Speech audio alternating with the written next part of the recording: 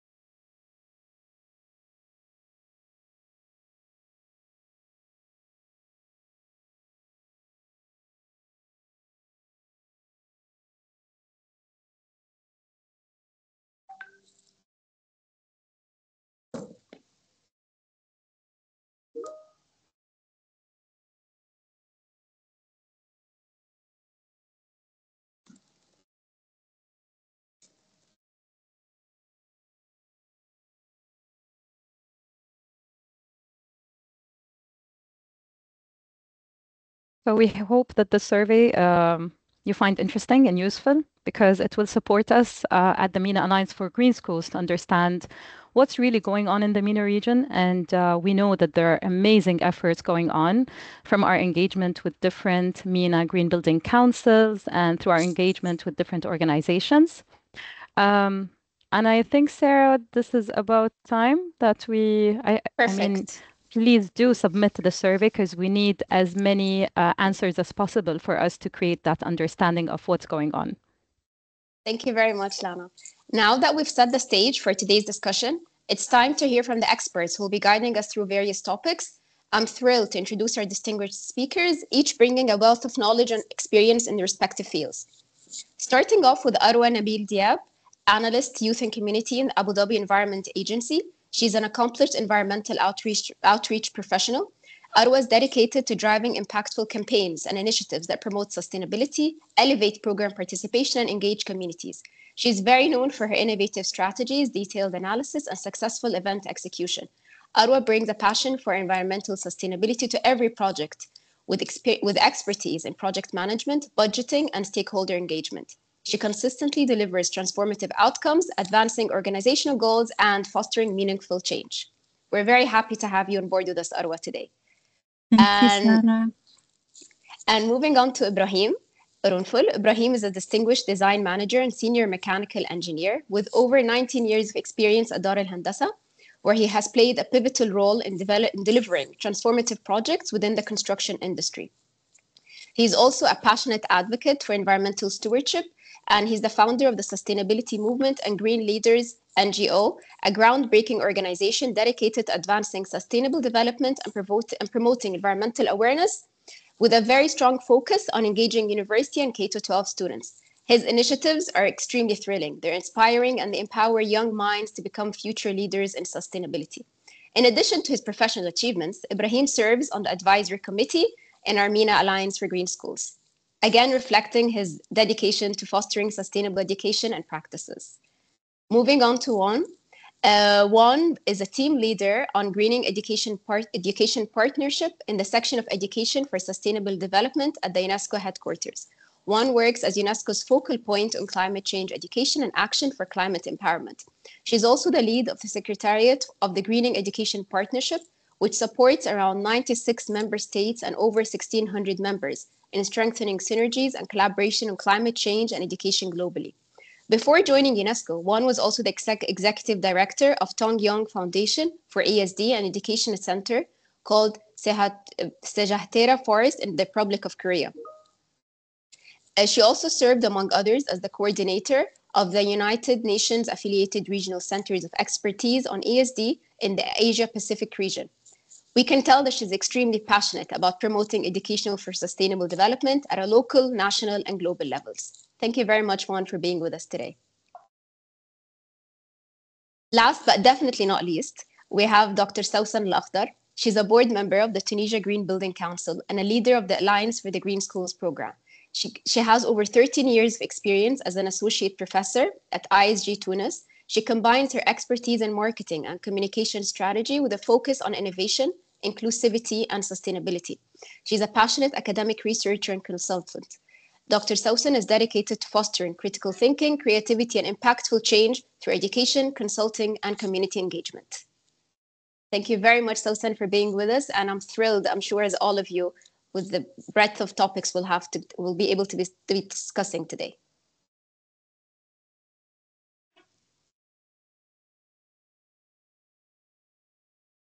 And now we can start with our first question. Starting off with Arwa. As an analyst for youth and community at the Abu Dhabi Environment Agency, how do you engage young people in sustainability efforts? Thank you for the question, Sarah, and thank you for having me today. I'm really excited to speak about our different community engagement initiatives. Many of them are dedicated to environmental education, and the other part is mostly dedicated to environment outreach. In the Environment Agency of Abu Dhabi, I work with the NAHA platform, and under this platform, there are a number of initiatives that are dedicated to different parts of the community. So we have part of our initiatives are targeted, they target schools. A part of our initiatives target youth in general. Part of our initiatives also target the community. From my experience, I work and manage the Sustainable Schools Initiative. and this initiative has been established in 2009. So it's been going on for, well, a few years now, since 2009. And the aim of our Sustainable Schools initiative is to provide a hands-on experience for schools in sustainability. And when we talk about schools in the Sustainable Schools initiative, we talk about we talk about the school as a whole, we talk about teachers, and finally, and most importantly, we talk about students.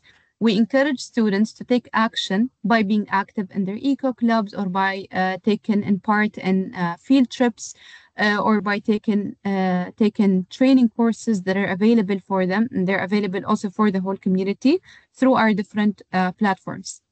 In the Sustainable Schools initiative, we provide many resources for the students to enable them to uh, uh, to uh, to start with sustainability. When we aim for sustainability, when we aim to build a sustainable community, we realize that we have to start young. Once we instill these concepts into the students when they're young, they grow up unconsciously adopting these concepts and adopting sustainability as a part of their everyday life. One of our many initiatives, and also another great initiative that I work on, is Murshid Youth Rangers program. In this program, we recruit youth aged from 14 to 17. Usually from they're usually in school, and we take them and provide them with, again, hands-on experience with how is it to be an eco ranger in Abu Dhabi, in our city. With that, we take them to the protected area, and we make sure that they are exposed to the different natural aspects of Abu Dhabi. So, for example, in 2023, we led this program in Al Wasba Wetland Reserve, which is one of the protected areas in Abu Dhabi that is partially open for the public.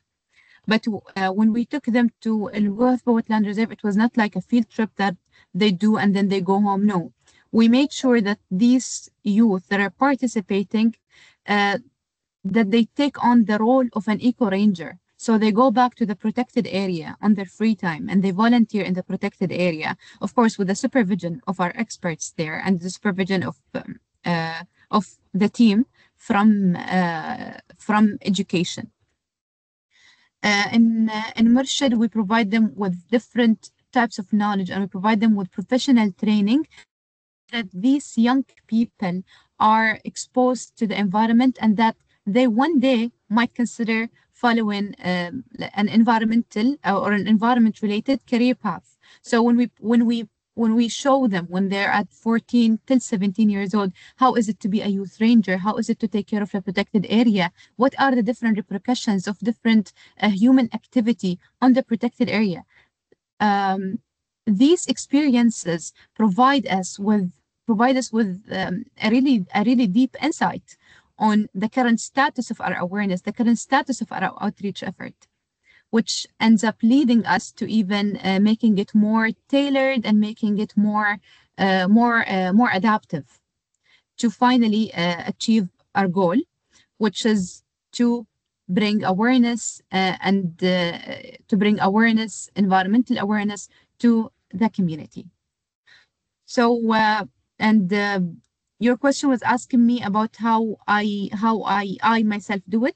So through my engagement with these young people, through my engagement with the different schools, it enables me to establish partnerships and establish networking opportunities, in which we make sure that our stakeholders are engaged, uh, either they're young people, either they're schools, or even other government agencies, and we make sure that our youth are engaged in our different programs.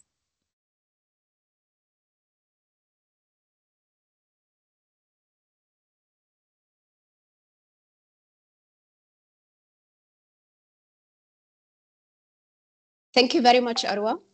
Um, It's very inspiring to hear about the efforts and the important role that young people play in driving change and all the efforts you take. Thank you very much. Moving on to Ibrahim. DAR is leading a sustainability movement for schools through the Green Apple Day of Service campaign in collaboration with regional GBCs and NGOs. Could you elaborate on the key challenges faced and the impact achieved? Thank you, Sarah, and good afternoon, everyone. I know this might be a tough question to answer in 5 minutes. We've been in a movement that have transformative journey over 13 years and an impact of over 90,000 students. Actually, sustainability movement started in 2012, an initiative by USGBC, the Center for Green Schools, and it caught my attention at DAR, and we decided to have the change. Our first ever event was at SABIS, the school that I've graduated from. We started with presentation and engaged in 2 activities, hands-on activities. It was water audit and planting a vegetable garden back then. We have seen the engagement in the student eyes. And just when we completed the event, I received a call from the school principal asking to reserve another event in the next year, 2013. This gave us a big empowerment, a start that we need to keep the momentum. We called for volunteers, and we've been seeing throughout the years that engagement in the volunteers, professionals, and employees at DAR want to serve and want to give back. And on the other hand, the students are getting influenced, and we're seeing the transformation in the school and students, and the behavior. Everything is being more engaged, and we're feeling the impact directly in the students. This have been extended also throughout outside the school boundary and the students, to the parents, to the community. And we've heard of schools that were not engaged doing Green Apple Day of Service, and especially in Lebanon, where we started there. We then advanced and start to grow and advance on the hands-on activity, and we expanded to 5 countries where we have DAR offices: Cairo, Dubai, Jordan,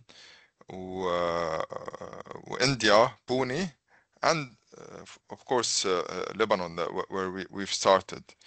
We also set more impactful hands-on activities like passive cooling, solar oven, and engaged more in national environmental issues that, for example, the issue of the waste that happened in 2015 in Lebanon. We start to focus more on circular economy and teach and give insights and transform on sortation and recycling in schools. To keep it short, the movement started small but has grown into a catalyst for change, inspiring students, professionals, and communities to more sustainable practices and choice. Could you elaborate very shortly on the key challenges that you faced? The challenges, first, with engaging volunteers at the start, but while the momentum get caught there and they trust that you're doing something impactful, you will see in the first year we were 4 volunteers. In 5 years we were 500 volunteers in 1 year. When the community or the professionals see the impact, the trust, they will get engaged. This was a challenge to show the impact and the transparency, or and they see the impact of what we were doing. And whenever a volunteer was engaging, they were coming in and having the spreading the word of how how this experience was rewarding, if feeling the change in the school and the students and the new generation. We're building a new generation that have eco-conscious responsibility. Thank you very much, Ibrahim. It's very inspiring to see how Yeah. DAR is leading the way in creating sustainable schools. Yeah. Moving on And to Juan. Oh, Ibrahim, you want to add something? I want to add something. Yeah, Yes, please do. we have also collaborated with the GBCs and NGOs, uh, Emirates Game Building Council, uh, Egypt Green Building Council, Jordan Green Building Council were part also of our collaboration with also Lebanon for sure. Wherever we're operating, we're having also collaboration. Also with the Green Leaders, the NGO, we've added more volunteers and efforts there to make it more impactful. Thank you very much, Ibrahim. And I would kindly ask all attendees if you can add your questions in the chat so we can have them address them all at the very end. Thank you very much. Moving on to Juan. From UNESCO's perspective, what are the most impactful strategies to incorporate sustainability education in the school curricula? Thank you very much, Sarah, and good morning, good afternoon to you all. I would like to just quickly share my screen so that we can have an overview of and present some of the key strategies that UNESCO would like to present. First of all, I think it's very important that we work with the presentation that was shared. These examples really speak about the need for collaboration and partnership. So in that regard, UNESCO is now the secretariat of this global partnership on climate education, which includes the greening of the schools as one of the key areas. So working together, then what can we do together? So in this regard, we think that it's important from UNESCO to support setting of a global common standard of what we mean by green school. What do we mean by greening the curriculum, teacher training, and communities? So setting the global standard is something that we all need to work together. And for now, I'm happy to share that we have the global standard on greening school and greening curriculum, and the two additional standards on teachers and communities are coming up together. So the QR codes that you see on the screen for the pillar 3 and 4 are the drafts that are in consultation at the moment. And while we all set the global standard together for what we mean by greening of schools and curriculum, at the same time, we felt that one of the key strategies that UNESCO can present is to propose that we establish a common target. Where do we all want to go together? As just now, Ibrahim and others have been sharing, there are amazing projects going on at the same time. But at the same time, we want to compile all the amazing work being done by individual organization into a collective celebration achievements. So that's why we're setting target by 2030 for each country to have their 50% of schools climate ready and greened, and 90% of countries having some sort of green curriculum in their national standards. So with this goal, I would like to just spend a little bit of time to introduce the Green School Quality Standard. So we're now talking about what it means to have green schools. And this quality standard, which is a result of a very comprehensive 2 years of consultation across the world, sets the minimum standard as a common framework on what we mean by activities in a school to be greened. So there are areas, for example, many of you are experts in facilities and operations, so how to make sure that energy and everything is sustainable, but also the content, the teaching and learning, and how those decisions are being made in schools. So making sure there's a participatory school governance as well as engagement with the local community. So this standard is now available in English and French, and soon, very soon, in the next couple of months, we'll have the version almost ready to be published in Arabic. So we hope that this will be something that you may wish to refer to in the MENA region. And I'm just simply sharing with some of the examples of what it looks like inside of this standard, which are lists of different activities that each school can pick and choose. And you can see in the second column, there's low, high, moderate. So that depends on the amount of resources each school can use for these activities. So we are inviting schools to use at least 30% of the activities presented in the standard to be aligned and recognized globally as a green school. So in this exercise, currently, for example, the UAE, as the host of COP28, had already joined together over almost all of their public schools as part of this exercise. So I invite all of you to take this into consideration, and I will leave further links of how you can submit your alignment and express that you are contributing to Green School movement in the chat afterwards. Thank you very much. Thank you very much, Juan. It's very exciting to see the strong commitment to integrating sustainability education at all levels. Thank you very much. Moving on to Dr. Sausan. How can sustainable marketing and corporate communication drive the green schools movement in MENA countries? Good afternoon, everyone.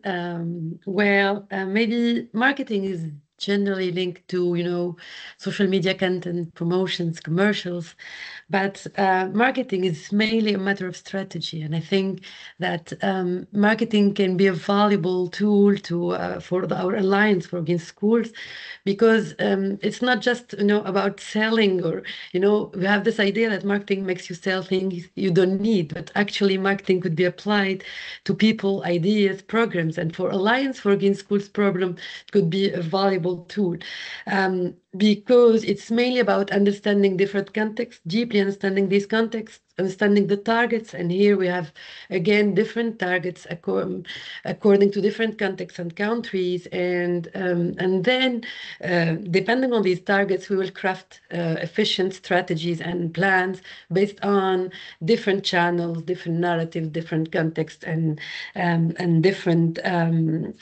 tools. So, for example, for our Alliance for Green Schools, here again we have different contexts, different countries, and in each country we have different challenges and opportunities, different targets at, for example, we have the students, and here again we have different levels. We have the primary and the secondary and universities, and here again we have different targets. So we need different tools, different channels, different vocabulary, different narratives and conversations with these different targets. Again, we have other targets like governments, PR, media, relationships, management. Also, we have parents, and here again we have to craft, very particular strategies for each of these targets differently from the others to have to achieve our goals, to first of all raise the awareness of sustainable challenges, and then educate our targets, which are mainly students and teachers. So here again, I think that if we need to start by something, it's start by studying the current situation of sustainability in our schools. And depending on this, we can craft very particular and well-defined strategies. Again, for communication, for corporate communication, we have offline and online tools. And again, we have to select, it's not merely having, social media channels and publishing every day, different content, but it's mainly about where to say, what to say, and for which reason or issue we are saying or creating this content. But what we have to maybe to learn from each other's experiences on communication and marketing strategies with different contexts. And here we were seeing the very interesting green schools quality standards. And I think there is a great job to do for communication with different targets to inform about this quality standards and to educate people and about the different, KPIs and aspects of these standards, to make all the actors understand these parts and work to have greener schools. Thank you very much, Sausan. Back to Arwa. What role do different stakeholders play in advocating education for sustainability? So thank you for the question, Sarah, and really thank you for everyone who gave in their insights on their national efforts when it comes to sustainability. So and when it comes to, let's say, when it comes to community partnerships and advancing educating for sustainability, this drives me back to the Sustainable Schools Initiative, because and any other initiatives and under NAHA. So again, in SSI, we educate students about sustainability and we encourage their participation in environmental projects. We conduct programs and other sessions, and one of the many things that we have been working on within the initiatives is its four components, such as the green school audit. When Ibrahim mentioned the green schools, the green audit or their schools audit, it brought me back to the green school audit, which could be a great example of how our partnerships advance educating in sustainability. For example, in SSI, we have around 118,000 school members that actively conduct the green audit. And we found that through their active conduction of the green audit, they've saved 68,000 liters of water, and they have recycled that. They recycled the amount. We found great monthly savings. We found even greater CO2 emissions savings, like around 435 million tons of CO2 emissions that have been saved as a result of conducting the green audit continuously. And we also found a great improvement in how schools handle waste. For example, through the initiative through our initiative and our continued partnerships, now we have 83% of our schools that recycle their waste. They recycle their paper, their plastics, and their material. They use the recycled food waste into their fertilizers.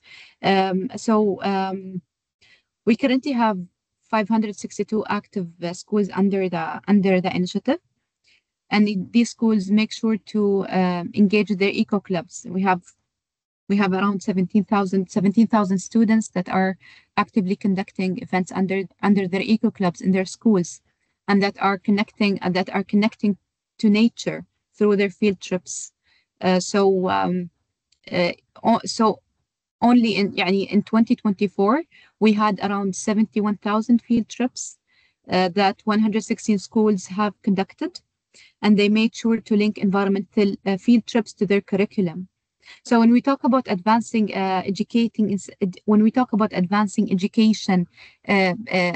community partnerships come at handy because, for example, in the Sustainable Schools Initiative, we have a strong collaboration with the Department of Education and Knowledge in Abu Dhabi, and a strong collaboration with Ministry of Education in the UAE. Most of our schools are from Abu Dhabi, but we have other schools that are also from around the UAE. And this partnership brings about the conduction of the initiative, and the conduction of the initiative is not only a conduction of the initiative as a separate unit. No, since it is a holistic program, and it is a program that aims to elevate the school students and teachers, even staff, and even the school's building. That is this all of these factors combined end up advancing our efforts in environmental education. So, and this does not cover everything, but I hope that I have answered the question. If Thank you very much, Arwa. You covered it really well, and you highlighted the importance of partnerships and collective action. Thank you very much. Back to Ibrahim. What strategies can schools implement to optimize energy and water efficiency through design and engineering solutions? Thank you, Sarah. Before if I'm looking from as a consultant or from as engineers, Any engineer that's looking for designing a school have to ask himself, what's the difference between a school and any other building?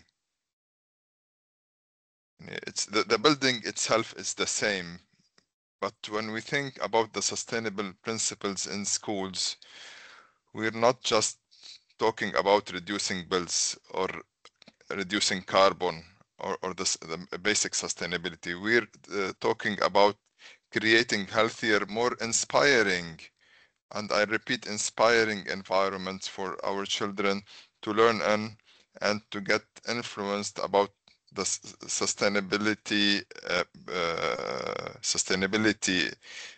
principles within the building itself and the operation in the building. Uh, to list briefly on what we can do, I don't want to go very technical here, but I list some criteria or principles that we can go to reduce energy and water. And it's a holistic approach with the indoor air quality within the schools is very important as well.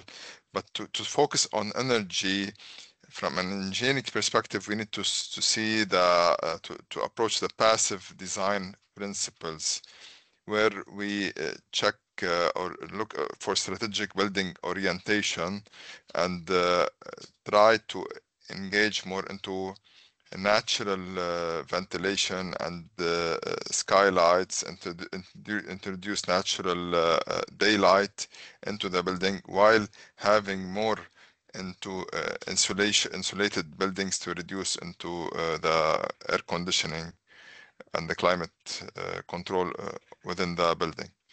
This take us to the further step in designing a high performance building, and that looks directly is connected to the envelope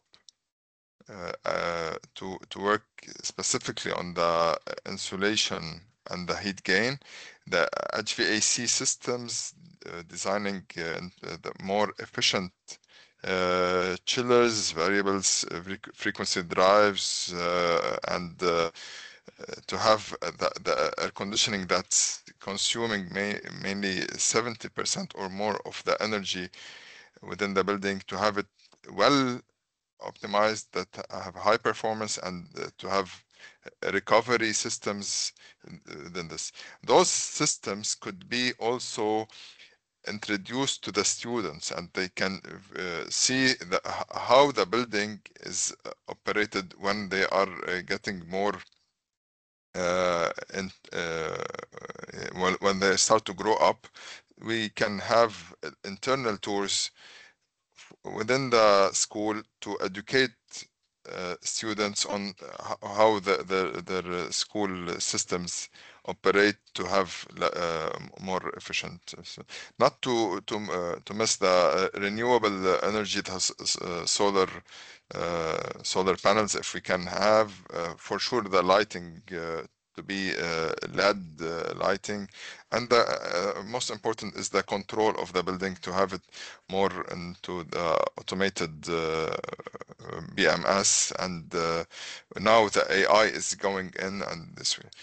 Briefly to speak about the water, for sure, low flow fixtures in the water, rainwater harvesting. We've did one of the Green Apple Day of Service activities, and I'm linking to the first question, where we have collected the part of the rainwater from the school to be stored in tank, where they are reuse this for irrigation, gray water recycling, smart irrigation systems, and so on. But to look all over the engineering of all this, the most important thing is to have the systems more inspiring for the students, and to have an integrated design approach where multidisciplinary teams sit together, design the building that it's reflecting to the students itself, they can inspire from what they live, and most importantly, to focus on the health well-being of the students, to align with any certifications, LEED, استدامة, SAFAT, that could be in practice for that project, and and this from design perspective. While we're going to the operation, this needs more follow up from an operator to keep the energy and water running in a most efficient approach. Thank you very much, Ibrahim. Your suggestions could definitely help schools make more meaningful impacts in their sustainability efforts, focusing on energy and water efficiency. Thank you very much once again. Moving on to Juan. How does the UNESCO collaborate with governments and local organizations to support green schools in the MENA region? Thanks, Sarah. Yes, so to accelerate action on this topic in the region, one of the things that we really particularly would like to do and support work with the countries is to first of all create political commitment around the importance of green schools and making sure that climate education is integrated. So among the 96 member states of the Greening Education Partnership, you can see the list of all the MENA countries that are members. So except for Syria and Yemen, all the MENA countries are included, I think. And then there are many examples of MENA leadership at global level that influences the overall work. For example, our dear partners, Emirates Green Building Council, is now leading development of the global green school building guidance that will be complementary to the green school quality standard in terms of the green building aspect. So we hope that this kind of effort and leadership of the MENA region can also inspire the actions across the globe, as well as, for example, ISESCO now supporting the work of the development of the global greening education dashboard. So all the ones that I mentioned that the target is, for example, to have half of the schools in each country climate ready and green school by 2030. So starting this COP30, we will be publishing on this greening education dashboard the names of the countries, as well as what percentages of schools that they are greened, and also the list of green schools in each country. So we will be continuing to support and accelerate and advocate for green schools across the world, while also providing capacity building and additional contextualized teaching and learning materials to ensure that every learner is climate ready by 2030. Thank you. Thank you very much, Juan, for explaining UNESCO's approach to collaboration. Thank you. Moving back to Dr. Sausan. From your experience with the Tunisia Green Building Council, what are the unique challenges faced in Tunisia that may be common across the region? Well, I think Tunisia is facing the same challenges, environmental challenges as the other MENA region countries, but particularly Tunisia is facing water scarcity and the stress of, limited rainfalls and the increased desertification. So we have real challenges, real climate challenges. And talking about public awareness regarding, sustainability, I think it is growing, but it still needs a lot of efforts and work, mainly in particular communities, mainly students and educational system. In Tunisia Green Building Council, with our board, we are defining strategies, on short term, but also long term strategies. It's based on three pillars. The first one is the buildings themselves, and as mentioned by Ibrahim and Juan, I think it's important, first of all, to assess and to evaluate the buildings, for example, their carbon emission, energy consumption, etc. And maybe we are going to train administration, teachers, and students so they can make the job by themselves, and we will accompany them and help them, first of all, assess the sustainability of their buildings, and then work and define strategies and actions to make a good quality environment, an inspiring environment, as said by Ibrahim. So this is the first pillar on which we are working, and we are counting on our members, but also on our all partners to enhance our buildings. Then the second pillar is our curriculum and programs. And here again, what we have today in Tunisia, it's based on voluntary initiatives, from teachers or some schools or some students, but we don't have this formalized,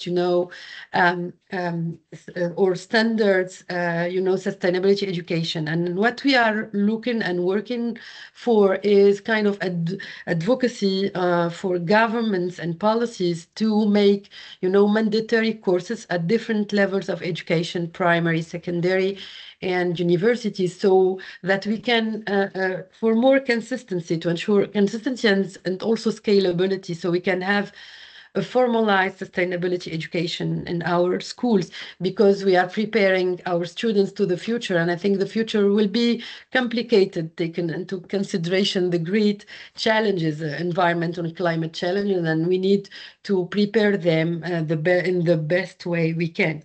The third pillar is community engagement. And here again, we are working with all our partners.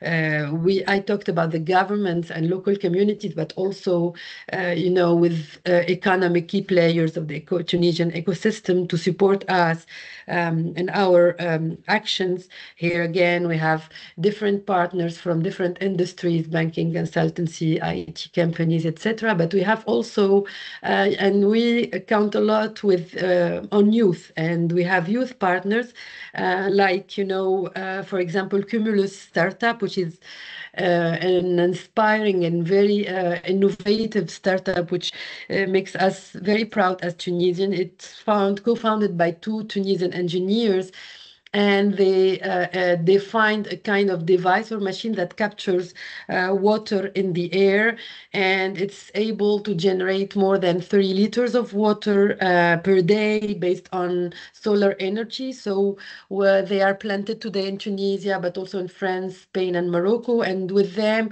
as you can see in the slides, they already implanted, this is the device, as you see, and it's able to generate clean water and affordable water every day. And what we are working today is to make our school greener, is to install these machines in different schools. But because, in Tunisia, particularly in rural regions, we still have schools which do not have access to basic sanitation and clean water. And this kind of devices can offer clean water and affordable water. And this is in the next slide, for example, you can see that Cumulus has already installed these devices in a school in the south of Tunisia. And here they offered water for every day to more than 100 students and 20 staff. And what we are looking for is to generalize these installations and machines in different schools in Tunisia. We have also other youth partners, which are Youth Hub, and it's a startup, and in the recent years, they have trained more hundreds and hundreds of kids and teenagers on entrepreneurship, but entrepreneurship with social and environmental impact. And with them, we are aiming to define, challenges, because previously I talked about tailoring our strategies. And when we have a target based on kids and teenagers, we can engage them through gaming, playing, and through challenges. And with Youth Hub, we are defining, strategy with challenges in different schools to make their school greener, and then make a national competition with and offering rewards for the greener school and the greener initiatives. It is one of the ways by which we will educate indirectly our kids and students to environmental challenges, but also to make them aware of eco-friendly practices. So here again, we are also working with other partners hand by hand and I think it's not difficult to convince our partners, because we are talking about education and sustainability. I think this is the future. So we won't have a lot of difficulty to convince our partners in Tunisia to join the movement. So I hope we will have more actions and more efficiency in making our schools greener and greener in Tunisia. Thank you very much, Dr. Sausan. It's clear that Tunisia's challenges are not unique and they resonate across the region, but the solutions you're working on can definitely help shape a more sustainable futures for all our schools in the MENA region. Now, with a couple of minutes left, we want to ask all attendees if they can add in the chat any gaps that they think we can fill. These will definitely help us to focus on and within our alliance. So if you can kindly add those to the chat, and I will in a couple of seconds, if the speakers can answer in your view, what should be the primary focus of our alliance, and where do you see gaps that we as a collective are best positioned to address? If you can say it in a couple of words.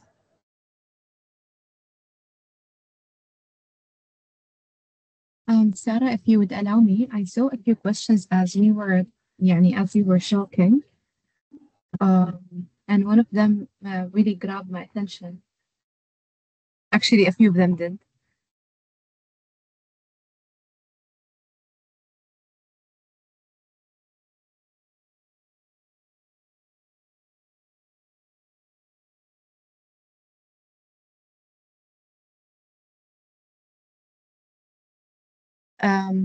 Sarah? Arwa, is it the one on food waste, or which one It's are you the how referring do to? you impact it's how do you impact the official curriculum and engage the governments. I think Mm-hmm. I'd like to answer. It's asked by Hannah Ala Modin. This question, I think it is. I think the Sustainable Schools Initiative module really helps in answering this question, and it's a really good question. So when we talk about the official curriculum, we talk about a number of experiences. We talk about a number of, a huge number of sources, and it's a big source of knowledge, which is the curriculum. From our experience in the Sustainable Schools Initiative, we are a government agency, but believe it or not, we as an initiative had worked for so long on agreements with the government agent or with the governmental departments that are directly responsible for schools, one, and two, with schools themselves, for them to inspire them to finally adopt the initiative. When we talk about impacting the official curriculum, while this is possible with mutual collaboration and mutual interest, we took another approach through one of the main components of the Sustainable Schools Initiative, which is training the trainers. We made sure that all the Sustainable School Initiative participants, that all the teachers have included environmental education in their curriculum. We made sure that we still actually make sure that, even, for example, the Arabic teacher, because like, for example, the Arabic subject, although it is a literature subject, we made sure through mutual collaboration that the Arabic teacher also instills the sense of sustainability, which is through training the trainers, which is a component of SSI. So they receive the training from us, and they receive the knowledge from us, and the teacher works out a method to involve it in the curriculum. And the same example is applicable in many other subjects. So even the math teacher, even the sciences teacher, through official training that we released from our agency to the teachers. And we also made it kind of a requirement for the schools that are participating in the initiative. Thank So you very while much. it is, yes, okay. Thank you very much. It was very insightful. Thank you very much. With just a couple of minutes left, 2 minutes Yeah, to be yeah, it's exact, okay. I would like to generally ask the speakers if you think we need to focus on anything and give it any extra attention to. Sarah, if I can start, and part of what we're heading to for the alliance and focusing on our three pillars, schools, teachers, and students, we need collaboration and we need involvement from GBCs, from NGOs, from everyone to proceed in our committees and to start our collaboration. I'm looking into my experience with the sustainability movement all over the schools. There will be some challenges at the start, but for sure, when there is a momentum and a belief in change, we can make that change. Although we are not in the curriculum, as Arwa was explaining, but I believe a collaboration on this could help make a big transformation from the curriculum and extra curriculum engagement that can create the big change.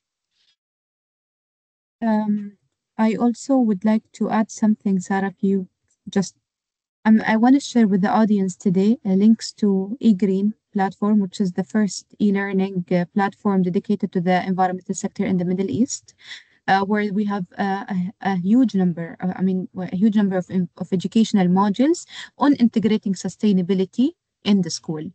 You can just anyone who is with us today can visit the platform and even take courses. It's open to everyone, even that are even to global visitors. I'm also sharing the link to naha.ae, where we usually have all of our initiatives. So I think it would serve as a really good source for everyone who's interested in that part of knowledge. Thank you very much, Arwa. This is very helpful. Thank you. Sarah, if I can add something. Sure, go ahead. Yes. Yeah, thank you. So maybe to sum up, I think that we have to work on cumulative and collaborative efforts, and we have to empower each other. I think today you talked about very inspiring initiatives and actions that you organized in different contexts and countries, and I think that we have to learn from each other. And this webinar was very excellent, an excellent opportunity for all of us to learn about a lot of details. But what I suggest maybe is organizing a real event, in-person event, a big event when we can,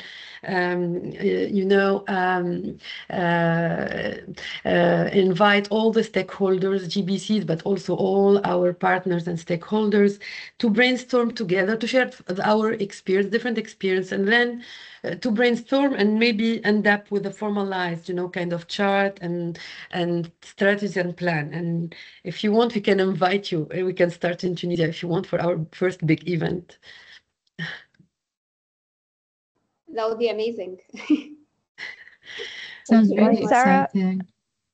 indeed. And just also from my end, last words, yeah, I would like to invite you to consider joining at this global level partnership, Greening Education Partnership, and also to share your examples through this Green School Quality Standard Alignment so that we see all of your networks and your amazing schools activities also spotlighted at global stages. So we look forward to this continued collaboration. Of course, UNESCO offices based in MENA region are standing there with our colleagues to support you on the way. Thank you very much. Thank you very much, everyone. And I think this is, we're going to draw the end here. And thank you very much for all your time and your insightful perspectives. Thank you. Thank you. Thank you.